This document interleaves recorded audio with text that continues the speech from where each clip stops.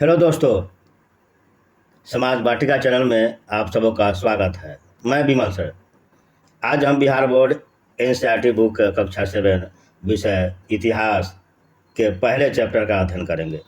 पहले चैप्टर के अध्ययन के क्रम में हम लोग पढ़ेंगे हजार वर्षों के दौरान हुए परिवर्तनों की पड़ताल। तो इस चैप्टर में हम 2 वीडियो ऑलरेडी बना चुके हैं और अपलोड भी हो चुके हैं। यानी इसके अंतर्गत हमने पढ़े हैं नई और पुरानी शब्दावली। नई और पुरानी शब्दावली के बारे में हम लोग पढ़ चुके हैं। उसके बाद हम इतिहासकार और उनके स्रोत के बारे में भी अध्ययन कर चुके हैं। उसके बाद नए राजनीतिक और सामाजिक समूह के बारे में भी हम अध्ययन कर चुके हैं।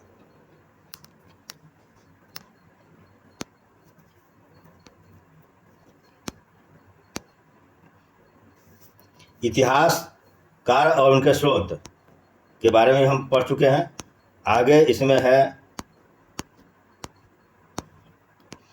नए सामाजिक और राजनीतिक समूह, तो इसका भी हम लोग अध्ययन कर चुके हैं। क्षेत्र और साम्राज्य, तो इसका भी हम लोग अध्ययन कर चुके हैं।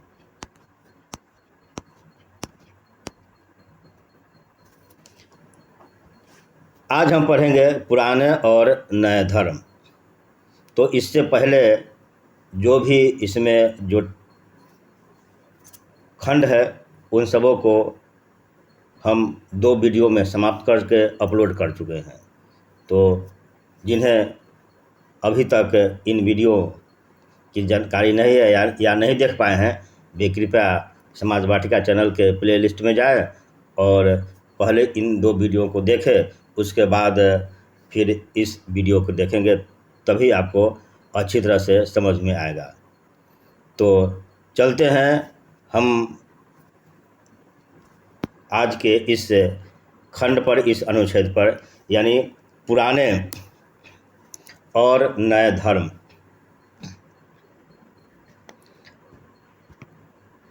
हम लोग यानी 1000 वर्ष के जो अवधि है उसमें जो परिवर्तन हुए हैं उसकी पड़ताल कर रहे हैं।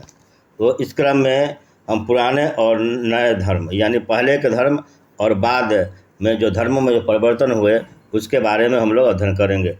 इतिहास के जिन 1000 वर्षों का पड़ताल हम कर रहे हैं उसके दौरान परंपराओं में कई बड़े परिवर्तन आए हैं।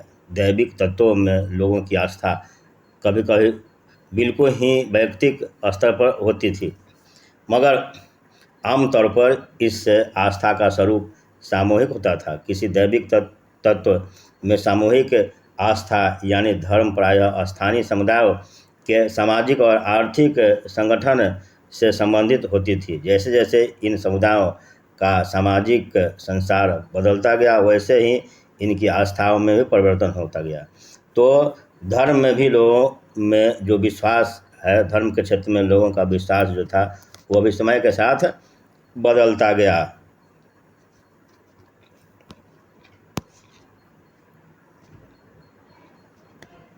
आज हम जिसे हिंदू धर्म कहते हैं, इनमें भी इसी युग में महत्वपूर्ण बदलाव आए। इन परिवर्तनों में से कुछ से थे नए देवी देवताओं की पूजा, राजाओं द्वारा मंदिरों का निर्माण और समाज में पुरोहितों के रूप में ब्राह्मणों का बढ़ता महत्व और बदलती सत्ता।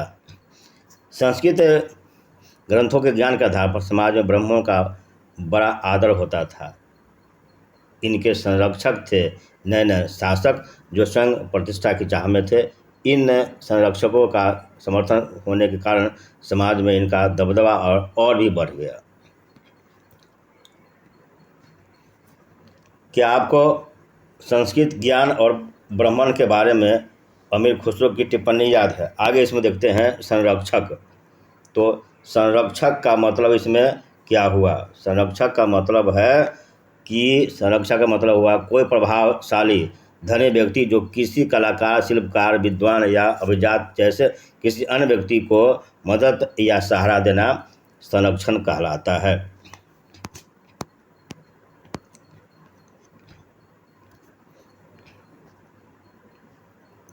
इस युग में एक महत्वपूर्ण परिवर्तन भक्ति की अवधारणा के रूप में आया। इसमें ईश्वर की कल्पना एक ऐसे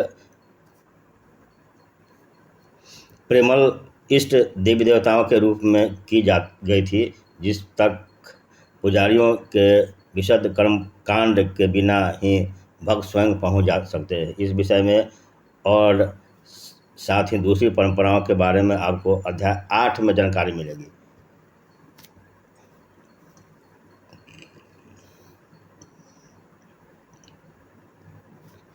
यही वह युग था जिसमें इस महाद्वीप में नए नए धर्मों का भी आगमन हुआ। कुरान शरीफ का संदेश भारत में पहले 7वीं शताब्दी में व्यापारियों और आप्रवासियों के जरिए आया।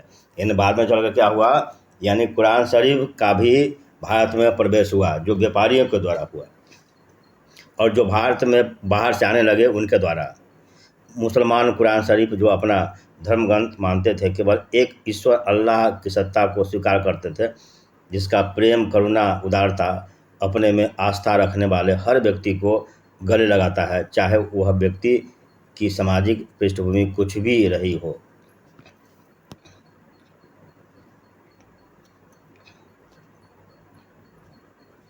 कई शासक इस्लाम और उसके विद्वान धर्मशास्त्रियों और न्यायशास्त्रियों अर्थात उलेमा को संरक्षण देते थे। हिंदू धर्म की भांति इस्लाम के अनुयायी भी अपने धर्म की अलग अलग तरह से व्याख्या करते थे। मुसलमानों में कुछ शिया थे जो पैगंबर साहब के दामाद अली को मुसलमानों का विधि सम्मत नेता मानते थे, और कुछ सुन्नी जो खलीफाओं के प्रभुत्व को स्वीकार करते थे। इस्लाम के आरंभिक दौर में इस धर्म का नेतृत्व करने वाला खलीफा कहलाते थे। आगे भी इसकी परंपरा चलती रही। इस्लामी न्याय सिद्धांत विशेषकर भारत में हनफी और शफी जैसे सिद्धांत है कि विभिन्न परंपराओं में भी कई महत्वपूर्ण अंतर रहे हैं। ऐसे ही धर्म सिद्धांतों तथा रहस्यवादी विचारों को लेकर विभिन्नताएं देखने को मिलती है। तो धर्म के क्षेत्र में भी काफ़ी विभिन्नताएं यानी उसमें अंतर देखने को मिलते हैं। आगे है समय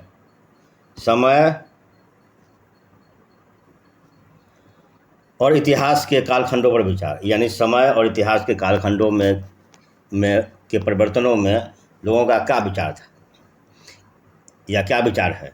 इतिहासकार समय को केवल घड़ी या कैलेंडरों की तरह नहीं देखते, यानी कि केवल घंटों दिन या वर्षों के बीतने के रूप में ही नहीं देखते हैं।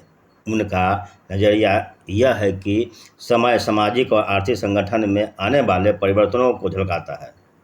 कहने का मतलब कि समय यानी दिन वर्ष मिनट घंटा में अंतर को ही नहीं इतिहासकार मानते हैं कि यानी इस समय में परिवर्तन हो रहा है। वे समय में परिवर्तन यानी सामाजिक और आर्थिक संगठन में भी होने वाले परिवर्तनों को मानते हैं। यह दिखलाता है कि विचारों और विश्वासों में कितना अस्थायित्व रहा है और कितना परिवर्तन आया है।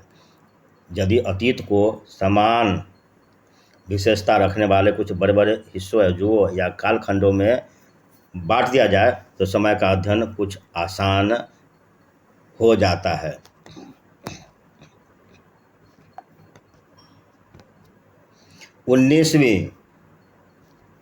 19वीं सदी के मध्य में अंग्रेज इतिहासकारों ने भारत के इतिहास को 3 युगों में बांटा था, हिंदू, मुस्लिम और ब्रिटिश।